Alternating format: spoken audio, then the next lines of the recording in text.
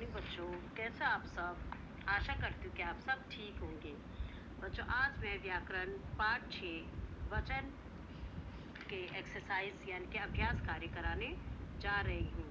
आपकी बुक में page number 30 पे अभ्यास कार्य 1, 2, 3, 4, 5, 6 है, 30 पे और 31 पेज पर। तो सबसे पहले हम करेंगे अभ्यास कार्य पेज नंबर 30 से दिए गए प्रश्नों के उत्तर लिखिए। सबसे पहले प्रश्न आपका है, वचन किसे कहते हैं, उदाहरण सहित समझाइए। तो बच्चों, इसका उत्तर आपको मिलेगा पेज नंबर 28 से। पेज नंबर 28 में जो वचन की परिभाषा है वही वचन है। शब्द के जिस रूप से संज्ञा या सर्वनाम के एक या एक से अधिक होने का पता चले उसे वचन कहते हैं। उदाहरण देखिए, जैसे चूहा, चूहे, पंखा, पंखे, कक्षा, कक्षाएं, दुकान, दुकानें, याद, यादें आदि। तो आपको इसमें से सिर्फ 3 उदाहरण देने हैं और आदि करके छोड़ना है। दोबारा देखिए, वचन किसे कहते हैं, उदाहरण सहित लिखिए। शब्द के जिस रूप से संज्ञा या सर्वनाम के एक या एक से अधिक मतलब अनेक होने का पता चले उसे वचन कहते हैं। जैसे पंखा, पंखे, तोता, तोते, हवा, हवाएं, याद, यादें आदि। प्रश्न 2 जो आपकी बुक में नहीं है, प्रश्न 2, वचन के कितने भेद होते हैं, नाम लिखे। वचन के 2 भेद होते हैं, एक वचन और बहुवचन। बच्चों, इसका उत्तर भी आपको पेज नंबर 28 से ही मिलेगा। वचन के 2 भेद होते हैं, एक वचन और बहुवचन। प्रश्न 3, एक वचन किसे कहते हैं, उदाहरण सहित लिखिए। बच्चों, आपकी बुक में एक वचन से बहुवचन बनाने के 2 नियमों को उदाहरण सहित लिखे। तो इसको मैंने बदल कर प्रश्न कर दिया है, एक वचन किसे कहते हैं, उदाहरण सहित लिखिए। तो इसका उत्तर भी आपको पेज नंबर 28 से मिलेगा। संज्ञा या सर्वनाम शब्द के जिस रूप से उसके एक होने का बोध होता है उसे एक वचन कहते हैं। संज्ञा या सर्वनाम शब्द के जिसके सिर्फ एक होने का बोध होता है उसे एक वचन कहते हैं। जैसे चूहा, पंखा, तोता, तितली, आँख आदि। प्रश्न 4, बहुवचन किसे कहते हैं, उदाहरण सहित लिखिए। बच्चों, इसका उत्तर आपको पेज नंबर 29 से मिलेगा। संज्ञा या सर्वनाम शब्द के जिस रूप से उसके एक से अधिक होने का बोध होता है उसे बहुवचन कहते हैं। यानी कि एक से अधिक होने का बोध होता है उसे बहुवचन कहते हैं। जैसे चूहे, पंखे, तोते, तितलियां, आंखें आदि। बच्चों, अब हम करेंगे एक्सरसाइज नंबर 2, बहुवचन में बदलिए। मूर्ति, मूर्तियाँ, भक्त, भक्तों और भक्तजन, भाषा, भाषाएं, लेखक, लेखकों, पलक, पलकें, कविता, कविताएं, गोली, गोलियां, गुरु, गुरुजन और गुरुओं। बच्चों, अब हम एक्सरसाइज नंबर 3, निम्नलिखित शब्दों में एक वचन व बहुवचन अलग अलग करके लिखिए। जो शब्द दे रखे हैं उसमें से हमें एक वचन और बहुवचन अलग करना है। तो सबसे पहले क्या दे रखा है, सड़क। सड़क जो है वो एक वचन में लिखा जाएगा। फिर रोटियां, रोटियां जो है वो बहुवचन, रोटियां। डाली, एक वचन, एक वचन जहाँ ऑप्शन लिखा उसी के नीचे लिखना है। रुपया, एक वचन। यादें, बहुवचन। बगीचे, बहुवचन। बाजा, एक वचन। कथाएं, बहुवचन। बच्चों, अब हम देखेंगे एक्सरसाइज नंबर 4। उचित शब्द चुनकर खाली स्थान भरिए। पहला देखिए, राजेश की डैश अच्छी है। राजेश की डैश अच्छी है। तो बेटा, इसमें दे रखा है आपको कहानियाँ और कहानी। रा, राजेश की डैश अच्छी है। और इस बात पे विशेष ध्यान दे रहे है के बाद बिंदु है, यानी कि ये बहुवचन में लिखा जाएगा। है के बाद बिंदु है, क्यों? इसीलिए ये कहानियाँ लिखी जाएगी। राजेश की कहानी अच्छी है, कहानी नहीं आएगा इसमें, इसमें आएगा कहानियाँ क्यों? क्योंकि है के बाद देखो, है के बाद बिंदु है, तो ये जो है वो बहुवचन पे आपको लिखना है। राजेश की कहानियाँ अच्छी है। इस बात का विशेष देखिए, है के बाद अगर बिंदु है तो वो शब्द बहुवचन में, अगर है के बाद बिंदु नहीं है तो वो शब्द एक वचन पे लिखा जाता है।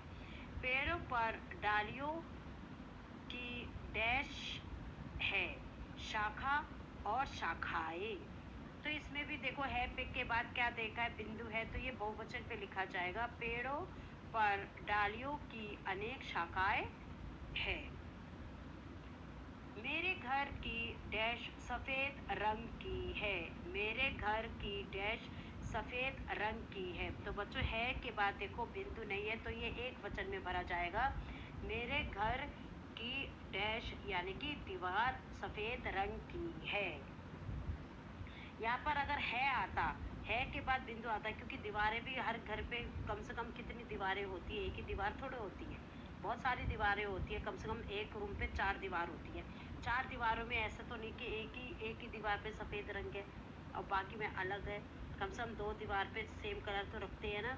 पर यहाँ पर है के बाद बिंदु नहीं है, इसलिए यहाँ पर दीवार है। अगर बिंदु होता तो दीवारें ही आती। मेरे घर की दीवारें सफ़ेद रंग की है, तो उसमें 1 2 3 4 जितनी दीवारें होती, घर पे एक कमरे को बनाने के लिए कम से कम 4 दीवारें चाहिए, तो वो 4 दीवारें आता है उसमें दीवारें। है पे अगर बिंदु होता, तो इस बात का हमेशा विशेष ध्यान दीजिएगा। है के बाद अगर बिंदु है तो वो बहुवचन है, अगर है के बाद बिंदु नहीं है तो वो एक वचन पे बात हो रही है, इसीलिए यहाँ पर दीवारें भी शब्द सही आता। अगर बिंदु है तो दीवारें और दीवार दोनों शब्द इस वाक्य में फिट बैठ रहा है। जैसे मेरे घर की दीवार सफ़ेद रंग की है और मेरे घर की दीवारें सफ़ेद रंग की है, तो दोनों वाक्य जो सही है, इसीलिए इसमें कंफ्यूज होने की ज़रूरत नहीं है। बस इसमें ध्यान देना, हर वाक्य के बाद है पे बिंदु है तो बहुवचन पे वाक्य है, अगर है पे बिंदु नहीं है तो वो एक वचन के लिए है वाक्य, इसलिए हमने यहाँ पर दीवार भरी है। इन डैश की सभी चीज़ें मिलती है, इन डैश में सभी चीज़ें मिलती है। तो है के बाद बिंदु है, तो ये क्या शब्द भरे होगा इसमें बहुवचन पे, इन दुकानों, इन दुकानों में सभी चीज़ें मिलती है।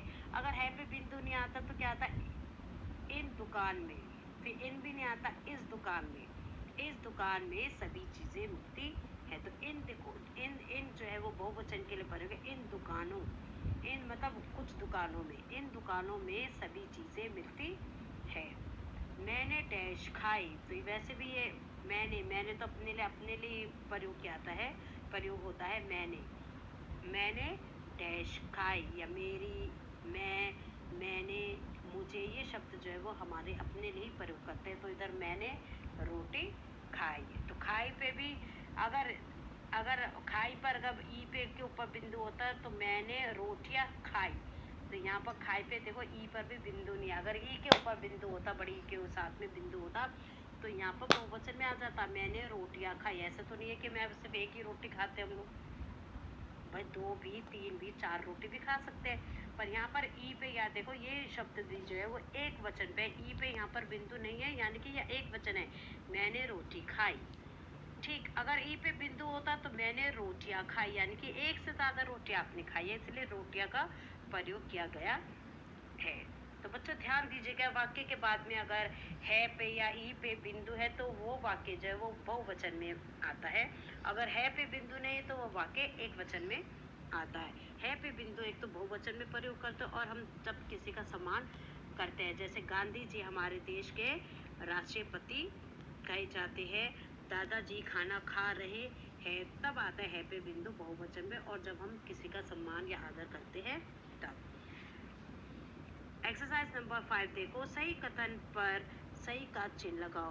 बहन शब्द का बहुवचन है बहना, बहने और बहन, तो बहन शब्द का बहुवचन क्या हो जाएगा, बहने। इसका दूसरा वाला जो है वो उसमें टिक लगाना है। कक्षाएं, कक्षाएं शब्द का बहुवचन, एक वचन, कक्षाएं शब्द का एक वचन है कक्ष, कक्षा, कक्षी। तो इसका भी दूसरा वाला शब्द जो है वो सही है कक्षा। तीसरा देखो, घोंसला शब्द का बहुवचन घोंसला, घोंसलियाँ, घोंसले, घोंसलाए। तो इसका कौन सा शब्द आएगा? घोंसले। ये भी सेकंड नंबर वाला सही है। पंखा शब्द का बहुवचन पंखे, पंखी, पंखियाँ। तो पहला वाला शब्द जो है वो सही है बहुवचन पंखे। चूहे शब्द का एक वचन चूहा, चू, चूहिया। तो इसका पहला शब्द जो है चूहा, चूहे का एक वचन है चूहा। तो चूहे शब्द के आगे आपको टिक लगाना है। तो बच्चों एक्सरसाइज नंबर 6 में देखिए, चित्र देखकर कोष्ठक में दिए गए उच्च शब्दों में खाली जगह भरिए। तो आपको वैसे भी चित्र देखकर दिख रहा होगा, ऊपर क्या है? डैश बातें कर रही है, लड़की या लड़कियां? लड़कियां, क्योंकि है पे भी बिंदु है। अगर चित्र भी नहीं होता तो भी लड़कियां आता, क्योंकि है पे बिंदु है।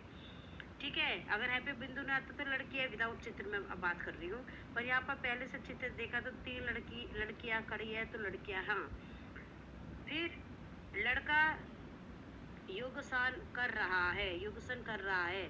तो इसमें क्या आएगा? लड़का, एक ही लड़का है तो लड़का, और है पे बिंदु नहीं है। लड़की झूला झूल रही है, तो एक लड़की है लड़की। लड़के खेल रहे हैं, है पे बिंदु है। देखो लड़के खेल रहे हैं, ये बिना चित्र के अगर है पे बिंदु आपको बता रही हूँ कि कहाँ पर एक वचन और कहाँ पर बहुवचन आएगा। तो इधर लड़के खेल रहे हैं। तो बच्चों आपको पेज नंबर एक्सरसाइज नंबर 1, 2 और 3 आपको बुक में करना है। बाकी एक्सरसाइज नंबर 3,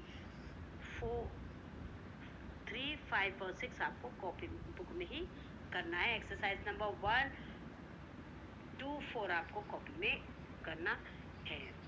तो बच्चों इसी के साथ साथ मैं पाठ को यहीं पर ही समाप्त करती हूँ।